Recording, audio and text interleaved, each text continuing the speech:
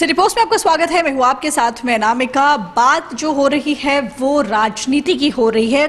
तमाम तरह की जो उठापटक है वो राजनीति में हुई है। आपको बता दें कि बिहार विधानसभा चुनाव के पहले चरण के लिए 71 जो सीटें हैं उसके लिए नामांकन आज से शुरू हो गया है। जी हां, यानी कि आज गुरुवार से नामांकन शुरू हो गया है।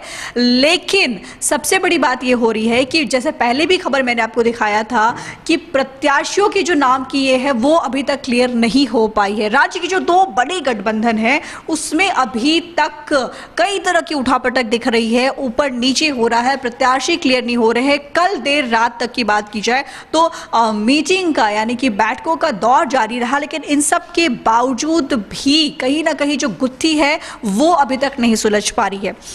राज्य के जो दो बड़े गठबंधन है, अगर एक तरफ बात करें एनडीए की बात करें तो एनडीए में अभी चिराग पासवान की वजह से यानी कि लोजपा की वजह से काफी ज्यादा जो पेच है वो फंसा हुआ है। क्योंकि चिराग पासवान की अगर बात करते, थोड़ी सी बात उनके बारे में आपको बता दें कि वो लगातार नाराज चल रहे थे नीतीश कुमार से, सीट को लेकर के तमाम तरह की डिमांड कर रहे थे और भी कई बातें थी जो चिराग पासवान को परेशान कर रही थी। नीतीश कुमार से उनकी कई उम्मीदें थी। उन्होंने ये भी नीतीश कुमार के बारे में कहा था कि नीतीश कुमार उनसे बात नहीं करते हैं, यहाँ तक कि उनका फोन भी नहीं उठाते। इन सबको लेकर के आपसी मनमुटाव जो था वो लगातार बढ़ता जा रहा था और काफी ज्यादा बढ़ गया, जिस वजह से अभी भी एनडीए में पेच फंसा हुआ है लोजपा को लेकर के। वहीं अगर महागठबंधन की बात करें तो राजद और कांग्रेस के बीच सीट शेयरिंग को लेकर के तमाम तरह की जो उठापटक है वो चल रही है। फिलहाल यहाँ पर हमारे साथ अनुराग हमारे सहयोगी हैं, उनसे पूछते हैं कि नामांकन शुरू हो चुका है। आज से 11 बजे से लेकर के 3 बजे तक नामांकन की प्रक्रिया जो है वो शुरू हो गई है पहले चरण के लिए। अनुराग, ये बताइए कि प्रत्याशी अभी तक तय नहीं है, क्या होगा चुनाव में? बिल्कुल, ये अजीब सा सीन है इस बार अनामिका, जो चुनाव मैदान में उतर गए हैं हम। और आज से जो नामांकन नॉमिनेशन शुरू हो गया है उसके बाद जो है अभी महागठबंधन हो या फिर एनडीए, इसके प्रत्याशी भी अभी गायब है मैदान से, सीन में ही नहीं है, कहीं पता ही नहीं है दरअसल कि अभी तक जो महागठबंधन के अंदर सीटों की शेयरिंग भी नहीं हो सकी है, तो प्रत्याशियों की बात तो दूर है। और आज अगर अनामिका अगर बात करें कि एनडीए के अंदर क्या हो रहा है, तो एनडीए जो है कल जो चिराग पासवान से एक बात हुई थी और चिराग पासवान के तेवर भी दिखे थे इस दौरान अनामिका। जो वो बात आया था कि चिराग पासवान ने कह दिया था कि पार्टी हमारी माँ है और माँ की सम्मान से समझौता नहीं करेंगे, इस तरह से उन्होंने एक तल्ख तेवर दिखाए थे। उसके बाद एनडीए के साथ उनकी बैठक हुई और उसके बाद जो है चीज़ें सुलझा ली गई हैं, जैसा कि बताया जा रहा है चिराग पासवान की तरफ से। और एक जो फार्मूला भी आया सामने कि एक बीजेपी 125 सीटें लेगी और जेडीयू के जिम्मे 116 सीटें दी जाएंगी और 125 सीटों में बीजेपी एलजेपी को अपनी सीटें देगी, अपनी जो उनके कोटे की सीटें हैं, और उसके अलावा जो नीतीश कुमार है वो मांझी को सीटें देंगे। तो ये जो तमाम बातें हैं इन पर लगभग लगता है आज मोहर लगेगी। दरअसल आज नीतीश कुमार से मुलाकात करने वाले हैं जेडीयू के बीजेपी के। मांझी की बात आपने बताई कि जीतन राम मांझी की बात बताई, तो जीतन राम मांझी को लेकर के भी काफी ज्यादा चर्चा चल रही थी। जैसे ही उनकी एंट्री हुई पार्टी में तो चिराग पासवान काफी ज्यादा नाराज हुए, बगावती तेवर दिखाया कि कहीं ना कहीं उन्होंने कहा कि वोट बैंक को लेने के लिए, उनका पत्ता काटने के लिए, चिराग पासवान का पत्ता काटने के लिए नीतीश कुमार जीतन मांझी को अपनी पार्टी में ले रहे। तो क्या ये सब कुछ शांत हो गया है पार्टी में? देखिए, सारी तल्खियाँ जो पहले से चल रही थी अनामिका, इसको ये नहीं कहा जा सकता कि ये शांत हो गया है। ये जरूर है कि अब आपको चुनाव मैदान में उतरना है तो कहीं ना कहीं आपको समझौते करने होंगे। और चिराग पासवान अब लगता है कि बीजेपी से उन्होंने समझौता कर लिया है, बीजेपी के शर्तों पर वो मान गए हैं। पर अब नीतीश कुमार की बारी है। आज नीतीश कुमार से अगर जब बीजेपी के नेता मिलेंगे, देवेंद्र और भूपेंद्र, जो जिनके जिम्मे ये चुनाव की जिम्मेवारी दी गई है, तो वो जो है अब तय करेंगे कि अब क्या करना है आगे, किस तरह से सीटों का जो बंटवारा होगा। बीजेपी की कल बैठक हुई थी, जो उसके बाद एनडीए की चिराग पासवान के साथ बैठक हुई, तो वहां लगभग ये सब कुछ तय हो चुका है कि क्या करना है। अब है अंतिम मोहर जो है नीतीश कुमार की लगनी है। तो ये माना जा रहा है कि आज ये मसला सुलझ सकता है, पर अभी भी सस्पेंस है। हालांकि ऐलान की बात जो कहा जा सकता है कि आज अभी भी हमें इंतजार करना पड़ सकता है कि आज नहीं ऐलान किया जा सकता है। हो सकता है कि कल जो संभवतः ऐलान किया जाए एनडीए के अंदर सीटों को लेकर, शेयरिंग को लेकर क्या है। बिल्कुल, थैंक यू अनुराग।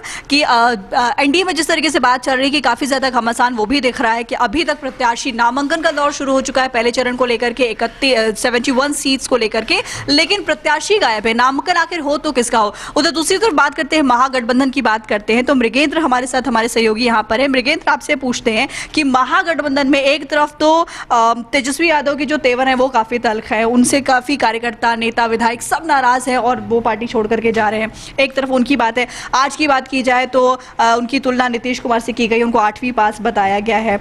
लेकिन कांग्रेस और राजद के बीच जो सीट शेयरिंग को लेकर के घमासान मचा हुआ है, वो कितना कुछ क्लियर हो पाया है? देखिए अनामिका, सबसे पहले मैं बता दूं कि इस बार का जो चुनाव हो रहा है, इस चुनाव में अभी तक महागठबंधन में कौन कौन रहेगा अभी तक स्पष्ट नहीं है। क्योंकि जैसे ये अनुमान लगाया जा रहा था कि सुबह में लालू प्रसाद यादव के पास जो है निकल के डेट में गए थे भोला यादव, और उन्होंने जो है 71 विधानसभा सीटों पर कौन कौन से प्रत्याशी होंगे उसको लेकर के चर्चा की गई है। लेकिन अभी तक महागठबंधन में क्या कांग्रेस है नहीं है अभी ये स्पष्ट नहीं हुआ, नहीं उनका कोई प्रेस कॉन्फ्रेंस हुआ है। क्योंकि देखने को ये भी मिला कि जब महागठबंधन में रालोसपा थी, यानी जब मांझी थे और कुशवाहा थे और यहाँ तक कि माले भी थी, महागठबंधन की ही पार्टी, तो ये अपने आप को किनारा कर लिया है। तो अभी मुझे लगता है कि इनके बीच में रस्साकसी चलेगा, क्योंकि बहुत सारी सीटों पर ऐसा भी हो सकता है कि कांग्रेस कहे कि नहीं हम यहाँ से अपना कैंडिडेट उतारेंगे, तो आरजेडी कहे कि हम यहाँ पे अपना कैंडिडेट उतारेंगे। लेकिन जहाँ तक बात रही पूरे बिहार के कॉन्टेक्स्ट में बात किया जाए या बिहार के पब्लिक के कॉन्टेक्स्ट में बात किया जाए, तो चुनाव का जो पहला चरण का जो चुनाव होने वाला है, इसके लिए आज से नामांकन का प्रक्रिया चालू हो चुका है। लेकिन अभी तक ना तो एनडीए ही स्पष्ट कर पाई है कि पहले चरण में जहाँ जहाँ मतदान होंगे वहाँ पे कौन से प्रत्याशी होंगे, किस पार्टी का प्रत्याशी होगा, उनके अपने गठबंधन का, चाहे एनडीए की बात कर लिया जाए चाहे महागठबंधन की बात कर लिया जाए।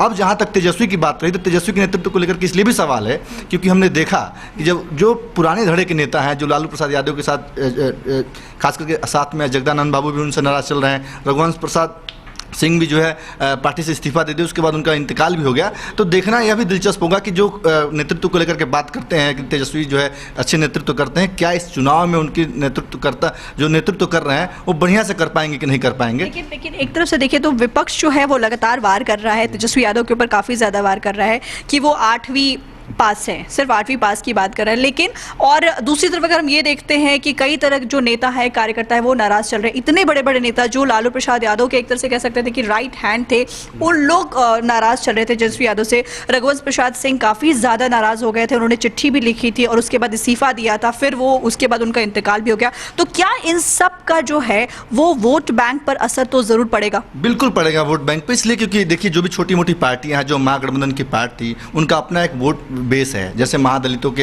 एक चेहरा बन गए जो है जीतन राम मांझी, तो कुशवाहा वर्ग के जो है एक चेहरा है उपेंद्र कुशवाहा। तो इनके पार्टी में रहने से वोट बैंक जो है कुमुलेट होता है और कहीं ना कहीं उसका एक बहुत बड़ा प्रभाव रहता है, क्योंकि हर विधानसभा क्षेत्रों में तमाम सारी जातियों के नेता हैं। कहीं ना कहीं जो है एक होता है विचारों के साथ आप किसी पार्टी के साथ जुड़ते हैं, किसी नेता के साथ जुड़ते हैं। तो मुझे लगता है कि चुनाव के समय में यही एक कारण होता है कि जो गठबंधन होता है। लेकिन तेजस्वी को लेकर के इसलिए भी सवाल है क्योंकि एक ऐसा चेहरा जो बिहार उम्मीद भी करता है कि प्रतिपक्ष के नेता भी हैं, विपक्ष की जहाँ तक बात आती है तो तेजस्वी की बात आती है।